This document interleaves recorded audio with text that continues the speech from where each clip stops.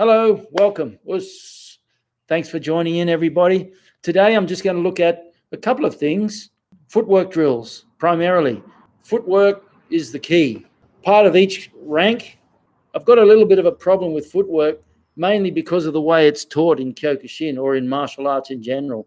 The fluidity that is necessary to make footwork work well just doesn't seem to be present at a lower rank unless someone has made a point of studying it. It just doesn't seem to have been given the priority it deserves in the syllabus. You know, as the kata become more complex through the ranks, it means the footwork patterns become more complex, but that needs to be transferred over into proper, practical, realistic footwork as well. As you know, the early ranks, white belt, orange belt, are about stability. So I can understand that guys don't develop too many footwork skills at that level. But the light blue belt level, I always say light blue belt, not blue belt. Sosai was really adamant. Absolutely one of his key points. He was adamant that the watercolored belt, the lower rank blue belt, is light blue belt, not blue belt, because the blue belt, the dark blue belt, represents a much higher level.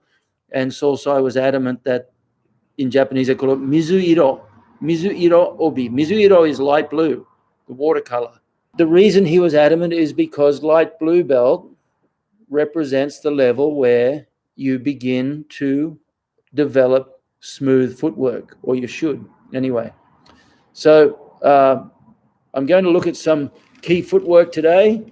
Even in the 7 stages, as you may be aware, the 7 stages of Kumite, which I often talk about, includes footwork. And it's actually right there at the very, very beginning. So first step of the 7 stages of Kumite is just your fundamental shape and getting your gaze right. And how often do you see even high ranks will start to drop their head? And look, I do it too. Every now and then I notice as I get older, my eyes will come down a little bit. But when you're in Kumite, you want to make sure your eyes stay up or you're in big trouble. So the first step, of course, is good gaze, good posture. But the second step is dominant head position and footwork. And they're closely related. I have a couple of things I want to bring up as well. And they're all connected. So forgive me if I'm going backwards and forwards. Today, I'm giving a shout out to the KRT boys. I've got my KRT t-shirt on. I'm not really happy with them because they clearly thought I was a lot smaller than I am. And they gave me a t-shirt that fits someone 20 kilograms lighter. But anyway, KRT boys. And when I was thinking of the KRT boys, I thought of something really, really important. And that is plagiarism. Okay? And these boys do not plagiarize. I'm not suggesting that. But what I do see is that they will teach some wonderful stuff, and then people will take it and go and take it and claim it your own. And anyone who's written a book, including Mike, I'm sure, has suffered from how unpleasant it is when people use what you've created and put it in their own name. And there are people out there in Kyokushin, some of them very high profile. Often they didn't write the book themselves. Maybe someone else wrote it for them. But there's pages and pages and pages of material taken from my book, perhaps, and they give absolutely zero credit. The flip side is somebody will get in touch, say, can I quote your book? And I'll say, yeah, sure, just quote it. And then at the beginning of the book, they've got, thanks to Cameron Quinn for letting me quote the book. And then the book is 100 pages, and 85 pages or 85% of the content is just directly from the book, but they haven't given reference in the right way. Now, if you want to destroy your career, if you're an academic or if you're a writer, and I'm sure Rochelle will back me up here because she is an academic, if you want to destroy your career instantly, plagiarize. It's that simple. And my wife is an academic as well, and she even said to me the other day that you can even be considered a plagiarist using your own writing from something previous. If you're writing a paper and you quote your own paper from previously, but don't give it the due credit, that can be considered a form of plagiarism, which I think is hilarious. It's career suicide, but it happens in the martial arts. There's some high-profile people whose books are really, getting out there and really well known. And it's not just what you plagiarize; it's also what you leave out. It's misdirection in that respect as well. And I know there's one very well-known book, and I know the authors. He's a nice guy, but I don't think he wrote the book himself. And there's many pages. Misdirection by omission. You leave things out to create a narrative that isn't real, but everyone knows the narrative, and this particular book, there is quite a few pages and more than 20 references that I've found that are direct plagiarisms, or if not direct plagiarisms, reworded plagiarisms. That can still be a form of plagiarism. It's just so unpleasant. And why I bring that up with the KRT boys is these guys, if you're young and a tournament fighter, you should be watching the KRT boys every opportunity you get, because each generation stands on the shoulders that went before them. And I have to say, Wes and Darren, I don't even know that they were born when I was over in Hombu training, but they're doing things that I couldn't even imagine doing back in the 70s and 80s.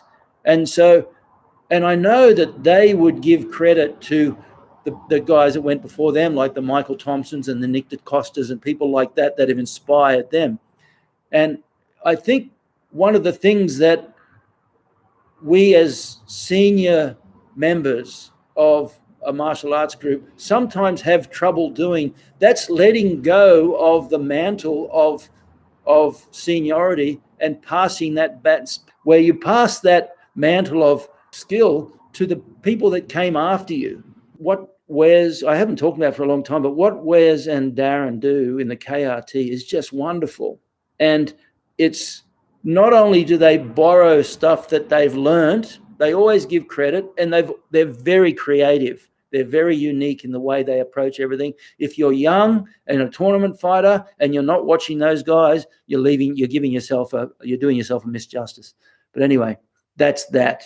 Don't plagiarize. If you want to quote someone's book, and yes, I also include mine, for crying out loud, give credit where credit is due. And the other thing that made me think of that is because today I'm doing footwork, and two concepts that I use very regularly, crosshairs micro adjustments. So I take the dominant head position concept from wrestling, and the crosshairs micro adjustments I take from a guy, I'm going to write his name, named Marvin Cook. And I trained with him a few times when I was at Eric Paulson's gym in Orange County, California. I used to go to Eric Paulson's quite regularly, actually. I think it's called No Clinch Boxing. This guy is a great teacher, and what he does with footwork is really fantastic. So that's a good reference for you. But anyway, I take the crosshairs concept and the micro adjustment from him. Now, one of the things I want to talk about today is what I call the Core 54. And I have a section in the upcoming book, my book, the Budo Blueprint, which is, as you know from the Budo Karate book, I don't talk about technique or training. I talk about Sosai and the philosophy of movement. But the Core 54, which I've mentioned before, I've got a chapter in my upcoming book, the Budo Blueprint. And let me just read a little bit about that. I call it the Quintessential Core 54. What follows are the skills and training principles, about 20% of the primary skills of Kyokushin, that bring about 80% of everything you will ever use. The Core 54 skills are fundamentally 54 skills, and I love the number 54. It's a magic number. It's the number of beads on a Catholic rosary. It's half the number of beads on a Buddhist or Hindu rosary. But Core 54 are about 20% of the skills that supply about 80% of everything you do. Now, if you master the Core 54, you've mastered 80% of everything you need. It's that simple. But that means, of course, you have to keep stretching. Applying the 80-20 Pareto principle with these skills is a solid training approach that I have used with ongoing success at every level, from children to international standard competitors. There are many other useful techniques besides these 42 to work on, but the idea here is to get a solid foundation established first. 42 plus 12 for the quintessential core 54. The skills and principles, so there's 42 techniques, 12 principles. The skills and principles found here have undergone small changes as the ideas were developed and tested, and it is possible it may change again. Nevertheless, master these and you are well on the way to mastering what you need to excel in Kyokushin. Kind of narrows down the task to a more manageable proportion, doesn't it? That's the 80-20 rule in action. The approach will give you a tremendous foundation to your karate, even as you continue to work on all the skills outside of these that are required for mastery and advancement through the ranks to the highest level, as well as developing the skills and movement that makes your karate unique to you. So here's the quintessential core 54 as I currently teach. Today in footwork, I'm taking the footwork skills from the core 54, and there are 5 footwork patterns, which I'll cover today. First of all, what we call the splits.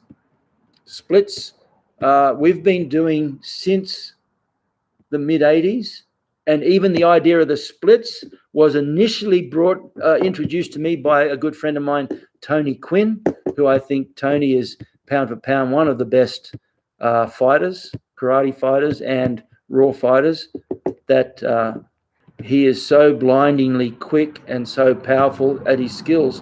And not only was he a top-level karate fighter, he just happened to have been the UK wrestling champion in his age division before he even took up stand-up fighting.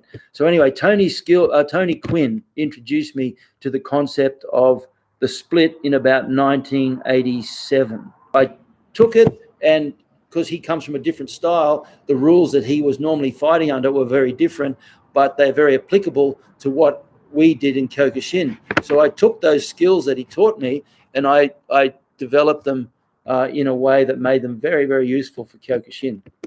So the splits and the sabaki, or the circular motion. Sabaki just means, to move around. And so I use that concept of sabaki in the circular footwork we do. Oyashi. So they're the 2 main footwork in Japan that they talk about, oyashi and okuriashi. And they're just Japanese words, oyashi, okuriashi, and kosaho. They're the Japanese words that describe the main footwork drills. So I'm just going to run through them briefly. It might take me a little bit of time for my legs to wake up. So I'm just going to stand up, see if I've been sitting in Seiza since about 10 to 3. But anyway, see what I mean? This is the KRT guys, and I reckon they're giving me a hard time because they gave me this T-shirt, and it's for someone half my size. And as long as I'm conscious of how big this area has become since Christmas, I can suck it in. And I can always look like I'm half fit, but obviously every now and then I forget in a post. All right, so I'm just going to let my legs warm up a little bit. I'm going to run through, first of all, the split. Now, the reason I want to work these footwork drills is it's an 80-20. There are many more ways to move, many more ways to use footwork, but if you focus on these 5 drills, the splits, sabaki, oyashi, okuriashi, kosaho, that's everything. If you work on those, and I look, there's 5 drills, and these are 5 drills that we do in the dojo pretty well most days, if not all of them, some of them. And they're the foundation of all my students who've ever fought, including Gary O'Neill, including Wally Schnaubelt, Dom Hopkins, even in more recent times, Ben Ajamian and the guys of this generation. They're the fundamental footwork drills. Without footwork, nothing you do works. Without footwork, doesn't matter how hard you hit boards or how hard you can punch. Without footwork, you have pretty well zero.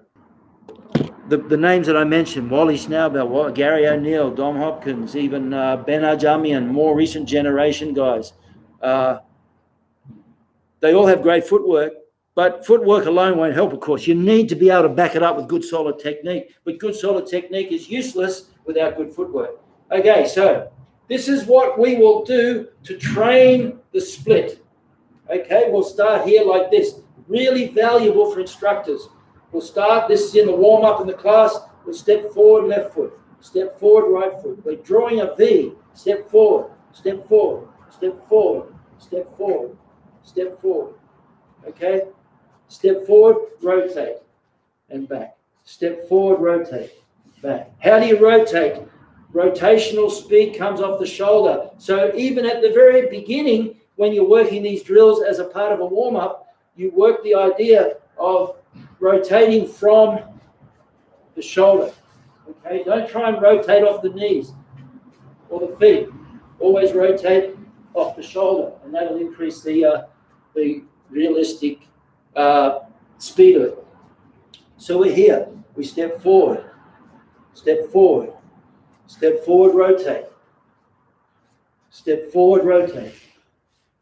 Okay? And then where I have trouble now because of my age and my knees, but we start to do that bouncing. And so we go 1, 2, 3, 4, 5, 6, rotate, rotate back, rotate back. Now, you start to see I'm doing the split. It's called a split because you literally do the splits. You take one leg forward, one leg back. So I'm here, I'm splitting. Obviously, you don't stay here because you're taking advantage of the stretch shorten cycle. You need to use science to your advantage. The stretch shorten cycle will give you speed and explosiveness in your technique. If I just step off without that explosiveness, the move is determined by other factors. But if I split off, you'll always be quicker. So the front foot moves off to get off the line of their weapon's trajectory. In other words, the front foot takes you out of the dead zone. The back foot splits back to take advantage of the tendon reflex. No foot works like a tank without tracks. Well, I use the analogy, it's like a car without good tires, good suspension, and good brakes. The car can have a V8 that is the most powerful engine on the road, but within 100 meters, it's all over. You can't take advantage of every benefit that car offers without good suspension, good brakes, and good foot and good tires. So the split that way, there. That's the initial movement of the split. But I can't wait there. It's useless to wait there because you lose the advantage of the tendon reflex, and the tendon reflex only lasts as long as your reflex. The tendon reflex is taking advantage of a body's natural stretch shorten cycle, where the body is designed to protect itself. So when the tendon overstretches, it shortens. That's what we take advantage of.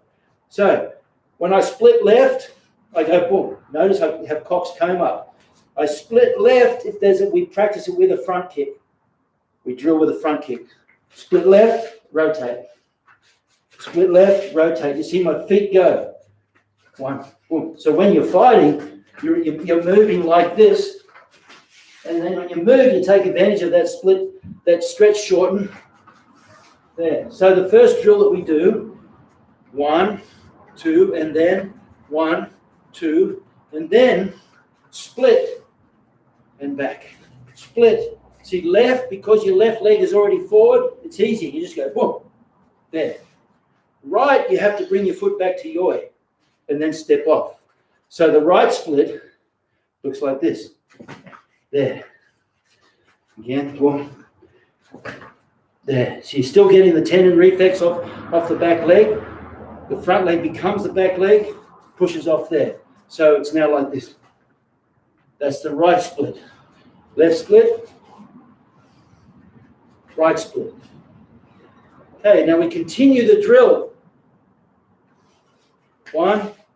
Notice when I go left, my hand stays up because I'm blocking their right kick or right punch, and that kick can easily turn into a head kick. So I always have to make sure part of the drill is Cock's comb. We start off, we split, change, and look, my hand goes from left hand up to right hand up. Why? Because I always have to have the Cock's comb on the open side of my body. Okay? So when I go this way, there's the open side of my body. When I change to kick with this leg, now my right side is the open side of my body, so I have to split. So I switch. So 1, left hand up, 2, right hand up. Okay, so the drill is 1, 2, come back. 1, 2, come back. Then we add on 1, 2, back. 1, 2, back. Why do we do that? Because the habit should be whenever I block or whenever I defend, I instantly counter. 1, 2, 1, 2, 1, 2, 1, 2. And you come back to default. The next one is called simply oyashi. Now people get confused trying to remember which is oyashi and which is okuriashi. The next one is oyashi. What's the difference between oyashi or okuriashi? As a way to remember it in Japanese, I use in English for English-speaking people. Oyashi, ashi of course is foot. Oyashi is the front or the leading foot goes first. Okay, so that's why I use the word oi. Hey, oi, oi, come here.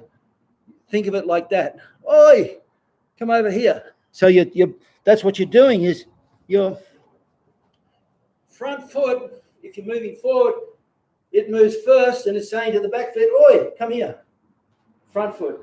When you're going backwards, the back foot's going, oi, come here, oi. So that's to remember oyashi.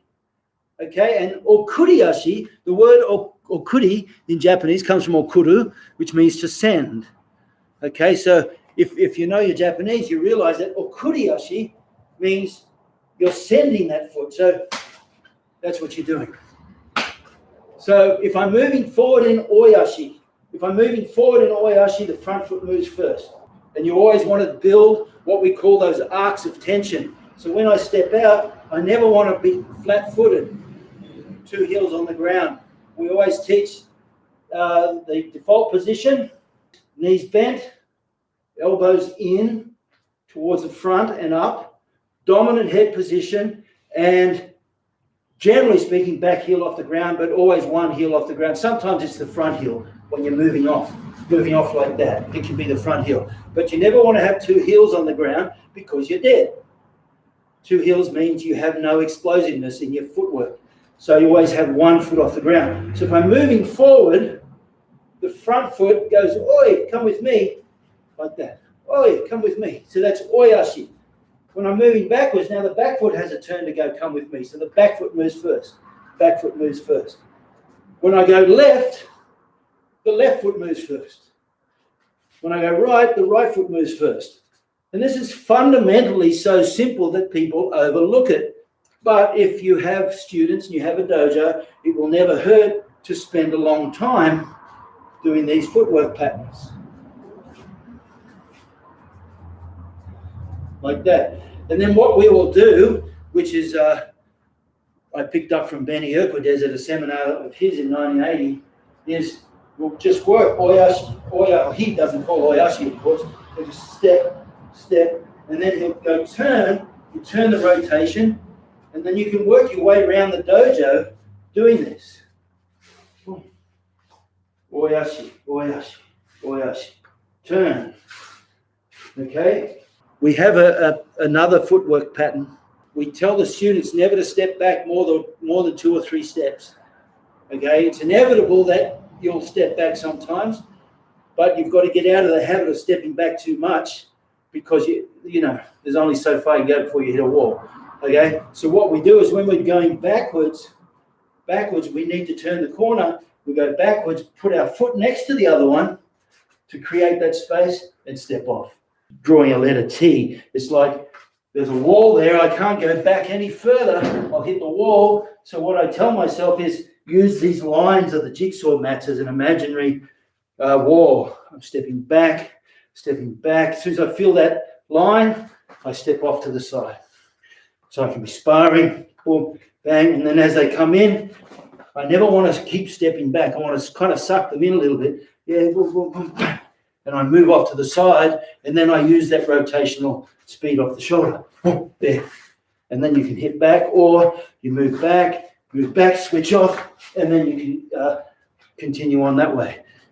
If I want to go left, because the left foot is forward, you don't get the same opportunity to split the same way. So when you're doing oyashi off the back leg first, 1, 2, you bring the foot back, but you step off again. Step off and rotate that way. So watching, here we go. 1, 2, 3, 4. You can do this with okuriashi as well. 1, 2, 3, 4. Or go the other way. 1, 2, 3, there, step there, rotate off. Or okuriashi. 1, 2, 3, 4. Like that. So once again, you've got to you apply these fundamental footwork patterns to your kumite, and you drill them. Okay, so oyashi, front foot leads, oyashi, front foot leads, back foot leads on the way back, right foot leads on the way right, left foot leads on the way left. Okuriashi is the opposite. The foot's gone, oi, come with me. Now he's going, I'm sending, okuru in Japanese, okuriashi is sending foot. So he's going, I'm going to send you off. It's like, come on, get off to school, go. And you smack your kid on the bum, go, off you go. It's like that. Off you go, boom. Off you go. Going back, off you go. Off you go, boom. So it's a okuriashi. We call this a shuffle or a half shuffle. Okay, okuriashi has 2 variations, which are called a half shuffle and I call a full shuffle. A half shuffle and a full shuffle. I'm just going to have a quick look at the messages. Hey, Gare, nice to see you, man. Hey, Rob, we did exactly those drills last night. We learned them originally from you. There's a black and white film of Sorso doing a variation of this footwork. Well, how about that? I'm not surprised. I thought maybe Fumiashi would be the, yep, Fumiashi is very good too, but that's, Torbjorn, that's so fundamental that it's the one that's in all the it's the one that's in all the kata. Okay, so that Fumiashi is in all the kata, but that's why I don't add it as one of the 5 core footworks to drill to teach students.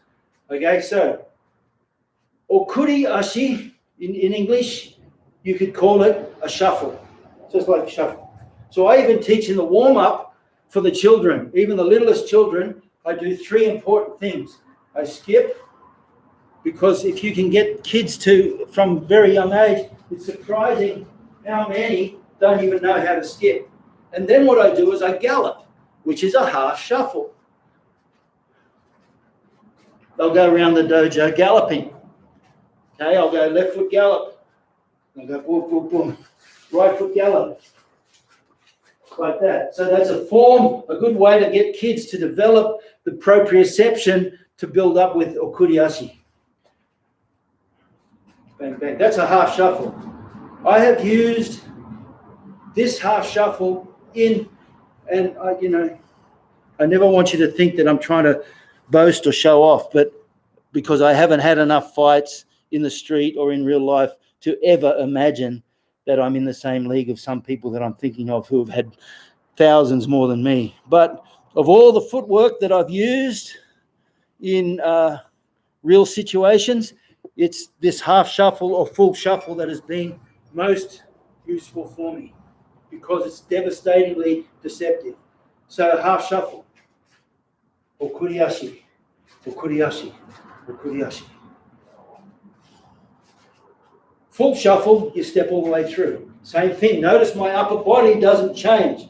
I'm not doing fumiashi where I'm stepping through like that. I'm leaving my top half as I step through. Even when I step back. So that's a full shuffle. Half shuffle, okuriashi, foot comes up and out. Foot up to the front foot. A full shuffle or kuriashi, the foot goes all the way through. So under pressure, what I used to do is, once I was bridging the range to get into the hand, I wouldn't throw the punch straight away because they're almost expecting it. I'd plant my hand on the chest, and instead of doing half shuffle, I do a full shuffle. So I go, bang. And what would happen is it'd knock them. I've even done it in a tournament where because you can't push, I would punch to the shoulder. I'd step through, go boom, and they go backwards, and then you punch them that way or kick them that way. So a full shuffle, there, see that? Works a dream. Very deceptive, and it changes, especially if you've been doing half shuffles like this. You watch the distance. I'll line it up there so you can see me on the edge in relation to the piece of furniture. Half shuffle. See, I finished here. Full shuffle. See how much further you go? So it's very deceptive when you develop that skill. You need your legs to be strong and mobile. There's your half shuffle. Oh, your full shuffle. Okay, so that's all kuriashi. Sabaki is simply where you work on the rotational force of the shoulder. Marco, it's amazing how many techniques in martial arts are based on the movement of animals. Yeah, a full shuffle. Footwork slightly reminds me of Kyokushin karate's Kakeashi Dachi. Well, that's really what it is. That's a good point. Kakeashi Dachi, one of the problems that we have when we learn the stances is that we learn the stances in a static way. Boom. All these things. Sanshin, I always say Sanshin is a stationary fighting stance, and a fighting stance is a mobile Sanshin. That's how I describe when people ask why Sanshin. You look at pretty well any good fighter, and as they're moving, they're in a Sanshin stance. You're never going to fight guys fighting like this. Okay? It's always like a Sanshin stance. So Sanshin Dachi is a static fighting stance. A fighting stance is a mobile Sanshin Dachi. Okay? So, I'm in this position.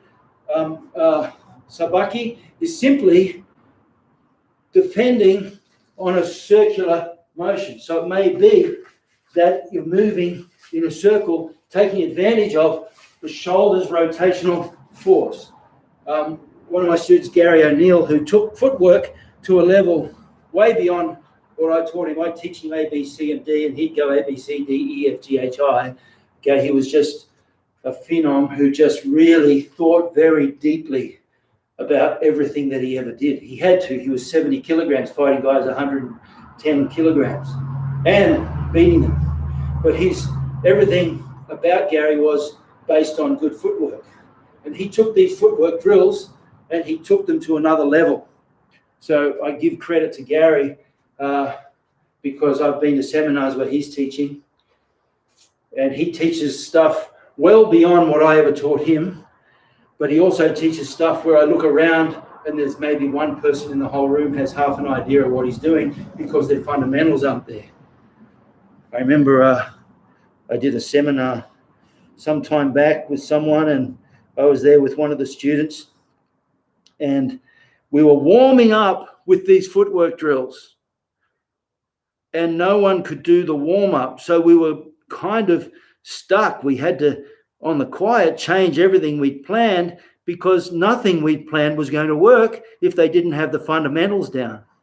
So it's really important. If you have good footwork, you can translate your movement into anything. But if you have no footwork, it just nothing will work. So Sabaki is simply the concept of moving in a circle. And Gary used to do, in Japan, they even called it the Gary step. Some of his footwork was so unique, they call it the Gary step. So he would go, boom, this sort of thing. Bang, bang, bang, bang. He's doing this. He's taking advantage of the stretch shortened, but he's not even backing off.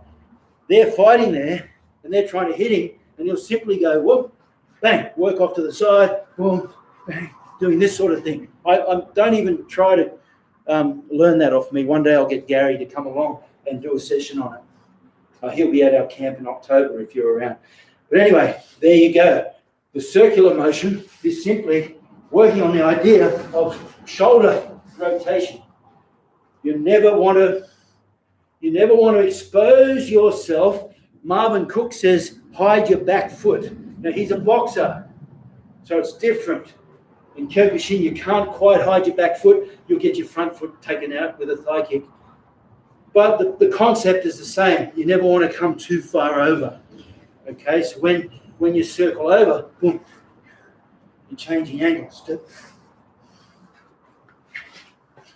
Like that. Constantly working. And you can imagine your opponent, even if you don't have an opponent. I'm just trying to find something you could use. Like I'll use this. Where are we here? Oh, there it is. I won't do it all the way up. But if you can imagine, it can be a punching bag or it can be just a beam underneath your house.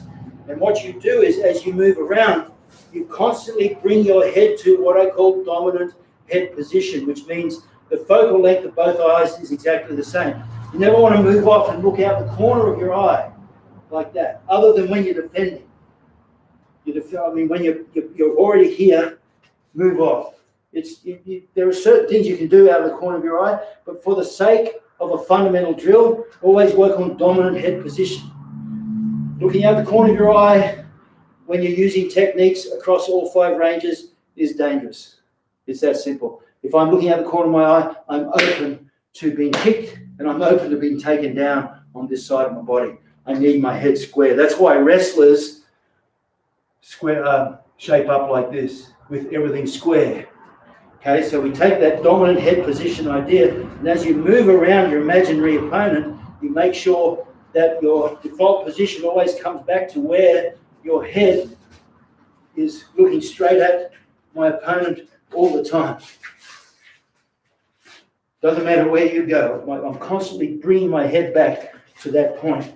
Don't be lazy and just think, yeah, I'm doing my footwork exercises, I'm looking over there, I'm looking over there, and moving around, backwards and forwards, looking over there. No. You have to be fully aware of what you're doing, and that includes the dominant head position. So that's why step 2 of the 7 stages of Kumite is dominant head and footwork. That early in the proceedings, step 2. I'm constantly moving. Doesn't matter where I go. I'm always bringing back my head so that my focal length of both eyes is exactly where it should be, facing that partner. Okay. Now the last of the 5 is what I call kosaho, which is a switch, a full shuffle footwork, slightly. Kosaho is a switch, and the switch is also very deceptive. What a switch is where you switch feet left to back, front foot goes back foot goes forward, but your upper body doesn't change. So a fumiashi, your whole body will change, okay? Which is very powerful, of course. But a switch is a deceptive thing. I want my upper body to remain the same. So often, I'll do it on the side so you can see, often you'll combine the switch or the kosaho, the switch with a hand. So you want them to temporarily not see what you're doing. Why would I do that? Well, if I want to kick with this foot, it's very hard to get power unless I bring it back. So the switch takes it back for you. There, see that? So if I'm fighting, boom, and I can go bang, put my hand right in their face. They haven't even seen that my feet have switched. And then I can follow through with the kick. Like that. So my front foot then becomes my back foot, and I've already fulfilled the requirement of the stop turn because my foot is already facing out. That allows me to continue on with that front foot roundhouse kick, or it could even be a front foot front kick, snap kick to the face, works well, like that. Snap kicks off the back leg shouldn't work. Sometimes I'll get you.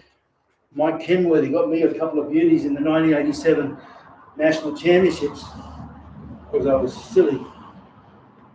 But he had a good front kick and he's tall, so he used it well. We're here. The switch, kosaho. Upper body stays the same. My feet switch. And I make sure my body stays the same by throwing that hand out. You see, that forces my shoulders to stay left shoulder forward, right shoulder back.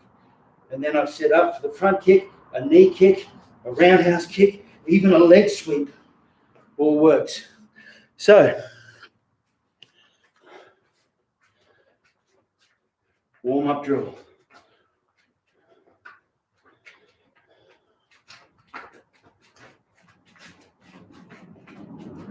Switch, split, split, split, split, split counter, split counter, split counter. Notice my hands. Split, one hand up, counter, the other hand up. Split, one hand up, counter, the other hand up. So that's an important part of the drill. All the time. Oyashi, front foot moves first. Well, the lead foot moves first. Goes, oi, come here. Come here. Back leg goes, no, you come here. Oi, you come here. Right foot leads to the right.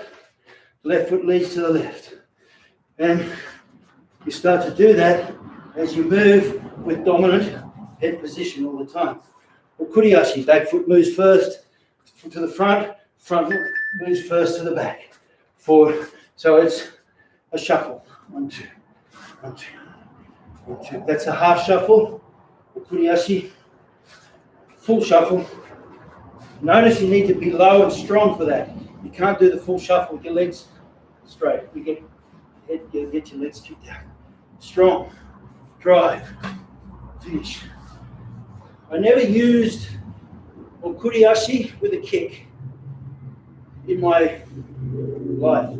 I use okuriashi full split with a punch because it sets it up. Bang, I drive my hand underneath, and then as they fight it, let go, hit with an elbow, or let go, hit him with a punch. Both work a dream. So I'm there, one, there like that. And you use the momentum as you step out with the front foot for power of the punch. One, like that. And then you get off the line so that you're out of the dead zone. So here, one, then you move off at an angle. Then kosaho, or the switch, is simply from there, switching. That's where you use, it's like a full shuffle, setting up for a kick instead of a punch. There, like that. Allows you to use the front foot like a back foot power kick. So they're the 5 drills. If you don't do footwork drills as a separate part of your training, use these 5 drills. It'll make a big difference. What's Kevin? Good to see you, man. If you don't do footwork drills, you should introduce them. And the best way to introduce them is as part of the warm-up because it really warms your body up, as you can see. So the splits. Another way to say sabaki is mawari komu. In Japanese, mawari konde. You hear them all the time. Sabaite in the tournament. Sabaite, sabaite. And then someone else will be going, mawari konde, oh, mawari konde. Sabaite means, sabaki means move off the angle. Mawari komu literally means go around. Mawari konde, go around them. Okay, you'd hear them say that all the time. So that's the sabaki footwork. And then you've got, of course, the oyashi, which is the lead leg moves first, or kuriashi is the opposite to the lead leg moves first, and kosaho is the switch. So they're the 5 fundamental drills straight out of Core 54. I won't go through all the Core 54, but I will, if I haven't sent that, if you haven't got it already as a Patreon member, I'll send that, I'll email that out to the Patreon members so you have a record of it. Chakuchi. Yes, you could, similar, Mike, and probably more similarities and differences. I would say chakuchi, I'd like to see the kanji for that, but it probably means it could be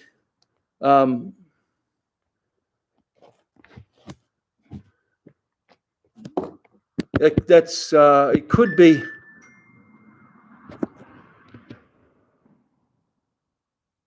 I'm just trying to think of what the kanji would be, but it could mean simply that you are encroaching in their space without. Chaku could mean arrive. Tochaku, in Japanese, tochaku means we've arrived. And chi could be the ground. Hogen means to replace. Yeah. So in a way, you're arriving at that spot that you want to be without, as you say, without changing your center, perhaps. I mean, that's interesting. I've never heard of that, but as you know, I don't know anything about Okinawan karate. But kosaho literally means a switch, and in uchinaguchi, I guess, isn't that what they call it? Uchinaguchi could mean replace. Okay, well, chaku means arrive. Chi could mean the ground or the space. You've arrived at that space or arrived at that place, which could be replace. That makes sense. Very interesting.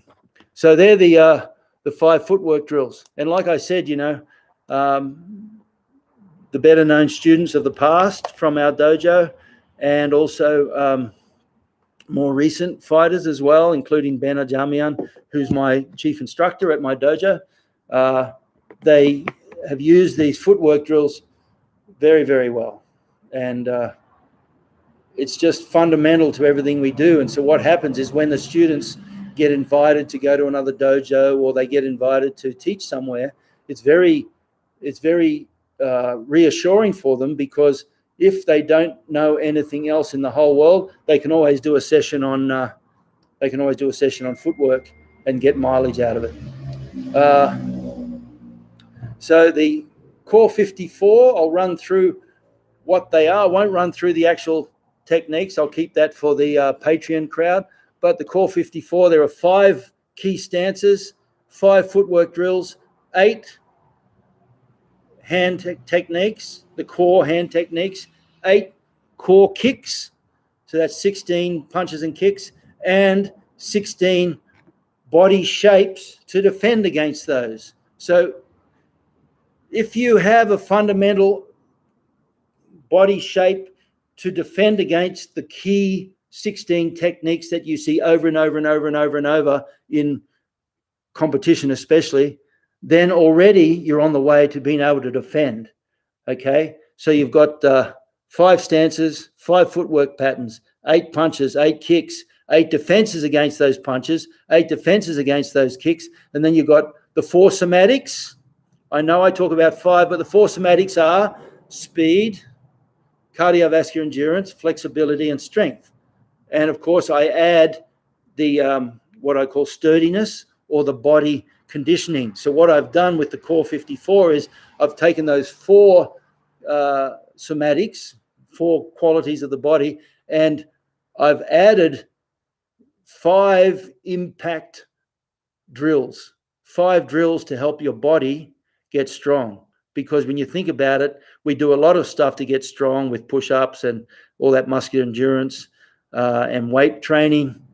We do all different ways we develop speed, all different ways we develop flexibility, lots of different exercises and so on, lots of different ways to develop cardiovascular endurance, but we don't give consideration to making the body resilient. And so I have 5 key resilience exercises that we do as part of the Core 54. And then on top of that, you've got the what I call the 3 keys, or the 3 psychological training keys, which are really important, even though they're not techniques. You have to develop your own game. You have to, the final step of the 7 stages of Kumite is my karate. And as you get higher up in the colored belts, you need to be developing your own karate. So the first key is you have to find what suits you, what doesn't suit you, and narrow them down and focus to make your strengths stronger, make your weaknesses strong. And sometimes you just discard certain things. When I watched Andy Hug do some of his beautiful kicks, there wasn't one moment in my life that I thought, yeah, I'll do that. It wasn't in my neurology. Okay. And then the next one is the magic questions. We've been through those, the quintessential magic questions, the 3 magic questions that you have to ask yourself. And that keeps your attitude in check and keeps your attitude on track.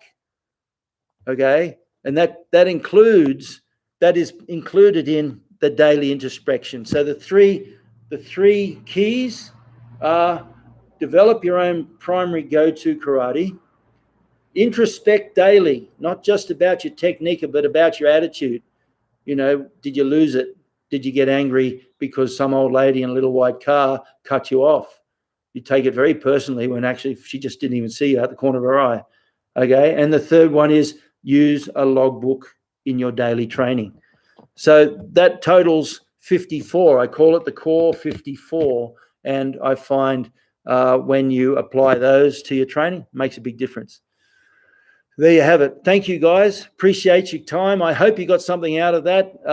If you want to use those footwork drills, replay the video, maybe slow it down, but they're very simple, and use them and start to apply them as part of the dojo warm-up, and in no time, it'll have an influential, beneficial effect on the students.